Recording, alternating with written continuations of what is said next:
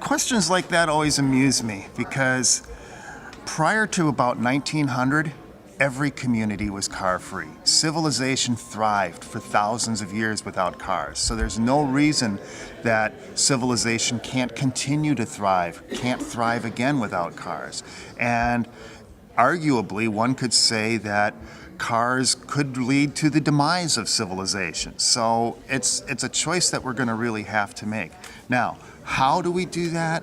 Or how do we design our communities so that people can live without a car? I think the best way to answer that is to kind of look back and see how our communities were designed before we had cars. Things were close in. The reason we have cities in the first place is to get people close to the things and the places where they need to be, close to where their food is, close to where their work is.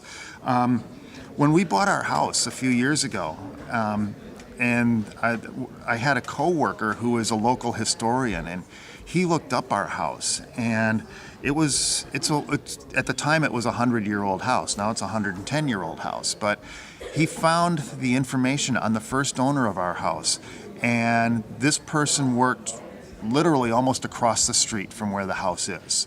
And then the next owner of the house lived maybe 3 or 4 blocks from where our house is.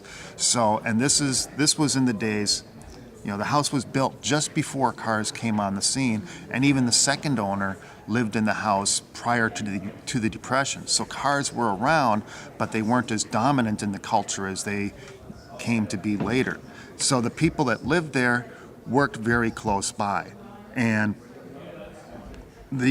since World War II, basically, communities have been designed around cars to actually force people to be dependent on their cars, especially sprawl development in the suburbs.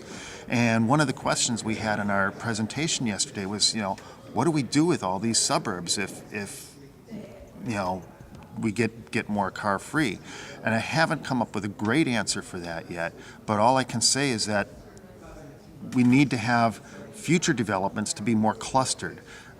People need to be more kind of concentrated on one point, and I don't mean concentrated necessarily in the New York sense, but I was speaking with somebody on the train on the way over here last week, and the example that I used with him is a real estate development where 200 acres get subdivided for 100 houses or whatever, that houses on 5-acre lots all scattered around. And every lot's got 5-acre lawn that each person has to drive his lawnmower around on it every weekend.